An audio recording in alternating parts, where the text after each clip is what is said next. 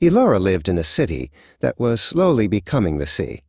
The water didn't rush in with a roar. It crept, a quiet, patient thief, stealing the cobblestone streets and the bottom steps of her family's home. They packed what they could carry: a small carved bird from her grandmother, a book of old poems, a map with a line drawn far, far away. The neighbors helped, their faces a mix of sorrow and resolve, as they said their goodbyes to the homes they had loved. The journey was long. The sea, once a friend, was now a vast and lonely road. The stars were their only compass, and the hope of a new land was the only fuel for their tired hearts. Miles away, Silas lived in the citadel. Its walls were high and strong, its air was clean and controlled. He had never felt the sting of a salty wind or the fear of a rising tide. His world was a perfect, predictable grid. He watched the news, which called the people on the boats migrants and a burden.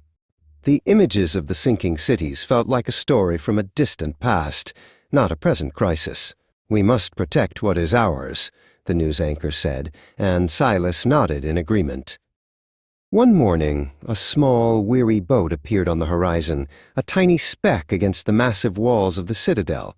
The people on board were tired and thin, their faces etched with the story of their long journey.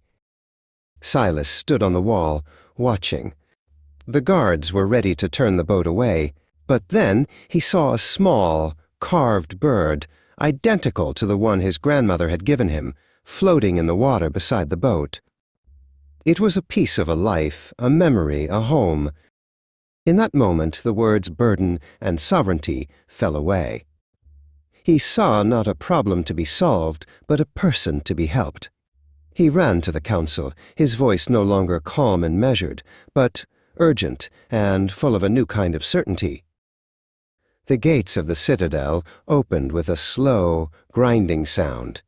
Elora stepped onto the new land, her feet on solid ground for the first time in months. A man with a kind face offered her a warm blanket. It was Silas. The walls of the citadel were still there, but they no longer felt like a fortress. They were just a part of the city, a place where people from different worlds learned to live together, sharing stories of the past and building a new future, one kind act at a time.